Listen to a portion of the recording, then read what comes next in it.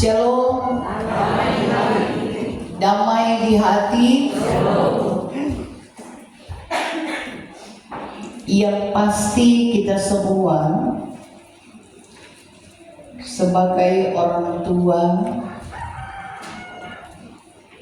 mengatakan kepada anak kita yang sejak kecil bahwa madu itu manis, dan ia percaya karena orang tuanya berkata demikian. Namun suatu hari ketika ia mencicipi madu itu sendiri dan setelah merasakannya, maka si anak kecil ini ia berkata bahwa sekarang saya tahu bahwa madu itu betul-betul manis. Ada perbedaan antara percaya karena mendengar orang lain dan percaya karena mengalami serta mengetahui sendiri. Demikian juga dalam kehidupan yang beriman, bahwa banyak orang percaya kepada Yesus karena nasihat, karena wejangan, karena bimbingan orang tua, karena mendengarkan firman yang disampaikan oleh para pelayan, pendeta, penatua, diaken, guru agama, ataupun dalam tradisi gereja kita. Namun Tuhan tidak menghendaki agar kita sampai pada tahap yang lebih dalam, bukan hanya mendengar tentang Yesus, tetapi mengenalnya secara pribadi dan mengetahui bahwa Dialah juru selamat dunia. Peristiwa dalam cerita Yohanes 4 ayat 27 sampai 42 ini terjadi di Samaria. Seorang Yahudi dari Samaria memiliki permusuhan yang sudah berlangsung ratusan tahun. Secara sosial, secara agama, secara budaya, mereka saling menjauh. Namun Yesus justru datang ke Samaria dan berbicara dengan seorang perempuan yang bahkan dijauhi masyarakatnya sendiri karena masa lalunya. Perjumpaan itu mengubah hidup perempuan, dan melalui dirinya seluruh kota mulai datang kepada Yesus. Perikop ini menunjukkan proses iman yang bertumbuh. Ketika mendengar datang kepada Yesus, ketika mengenal Yesus, mereka percaya kepada Yesus. Dan akhirnya ada sebuah tindakan yang mereka kerjakan dan lakukan sebagai bentuk kesaksian tentang Yesus. Maka di situ pun bermunculan orang-orang untuk percaya dan mau ada bersama dengan Yesus. Dari bagian Alkitab ini kita belajar bahwa dalam ayat 27 sampai 30 dan 39 diajak kita untuk percaya dimulai dari mendengar kesaksian. Dikatakan bahwa setelah bercakap-cakap dengan Yesus, perempuan Samaria meninggalkan tempayannya dan berlari ke kota.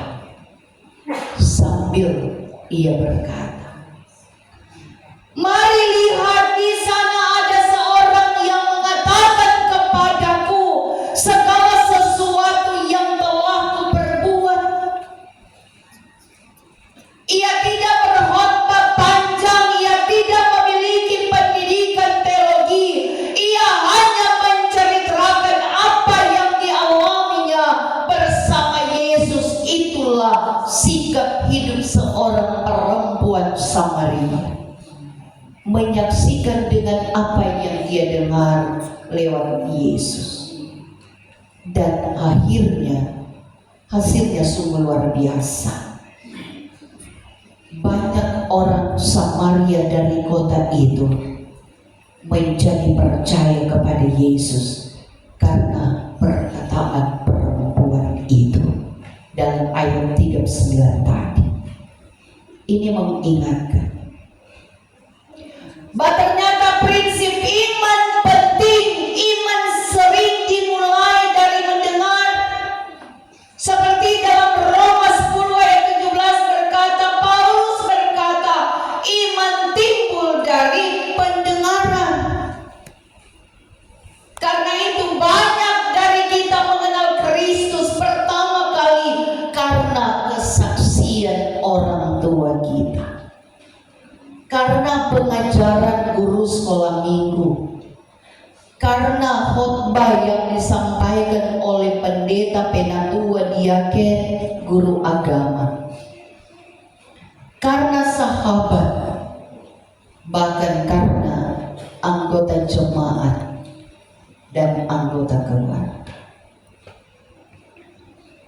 Artinya bahwa di sini Tuhan memakai kesaksian manusia untuk membawa orang kepada Kristus agar mereka percaya dengan apa yang mereka dengar dan mereka akan membuktikan dengan apa yang hendak mereka saksikan dari setiap pengajaran yang disampaikan oleh Tuhan bagi kita. Oleh sebab itu, jangan sekali-kali kita meremehkan kesaksian dalam kesederhanaan kita. Kadangkala satu kalimat orang boleh bilang Tuhan menolong saya lebih menyentuh dari khotbah yang panjang. Gereja dipanggil menjadi saksi Kristus, bukan hanya di tempat ibadah. Karena gereja menunjuk pada orangnya, bukan gedung. Karena itu, kita dipanggil menjadi Kristus ketika kita pun ada di tengah kehidupan keluarga. Sebagai orang tua,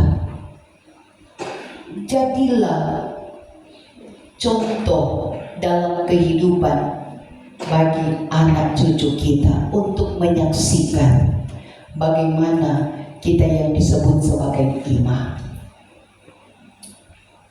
Ketika kita di tempat kerja, jadilah berkat bagi kehidupan dengan lingkungan di mana kita bekerja. Di sekolah, jadilah anak-anak yang berguna, bahkan di kampus dan dalam lingkup kehidupan masyarakat, untuk kita bisa hadir bersaksi tentang siapakah Yesus yang tetap terus menjaga dan memelihara kehidupan kita. Karena itu, kita harus percaya.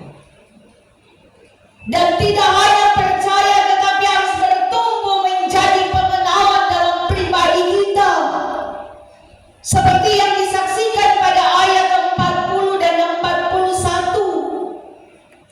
Orang Samaria tidak berhenti pada kesaksian perempuan itu. Mereka datang kepada Yesus, mereka meminta Yesus tinggal bersama mereka. Dan Yesus pun tinggal 2 hari bersama dengan orang Samaria ini. Selama 2 hari mereka diberi kesempatan untuk mendengarkan pengajaran Tuhan. Dan akibatnya lebih banyak lagi orang yang menjadi percaya karena perkataannya dalam ayat 41. Dan ini merupakan tahap pertumbuhan iman. Mula-mula mereka percaya karena mendengar kesaksian, kemudian mereka percaya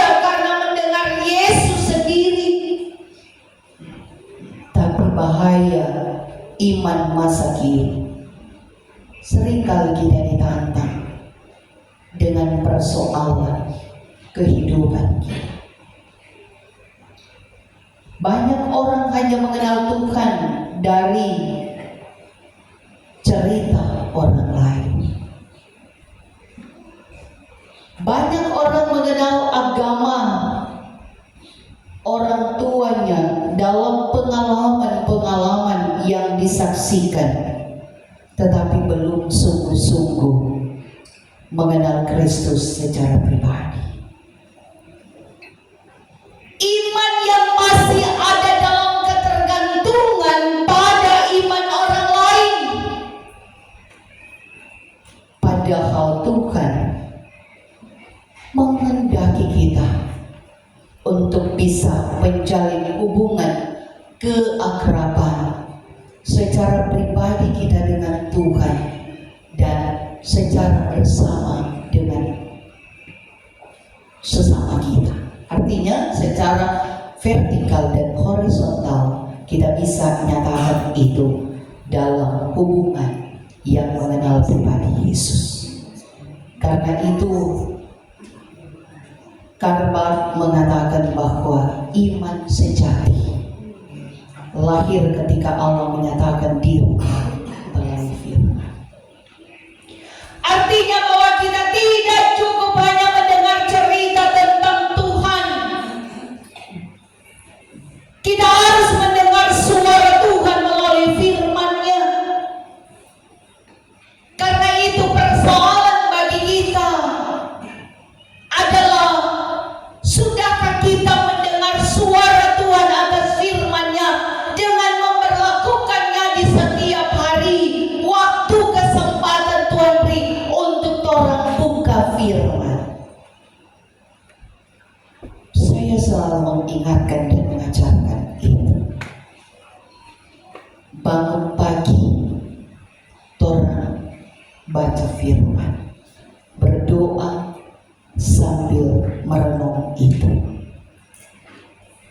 sehingga yang Tuhan akan dapati bahwa kita tidak mengenal Tuhan, kita tidak percaya dengan apa kata orang, tetapi melalui doa, melalui pembacaan dan perenungan firman, dan melalui pengalaman hidup bersama kita dengan Tuhan, maka di situ akan lahir sebuah buah yang mendatangkan iman yang kokoh dan teguh kuat dalam hidup kita.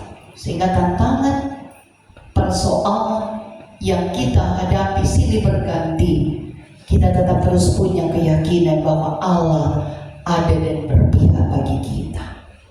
Karena itu jangan orang cuma percaya dengan apa orang bilang.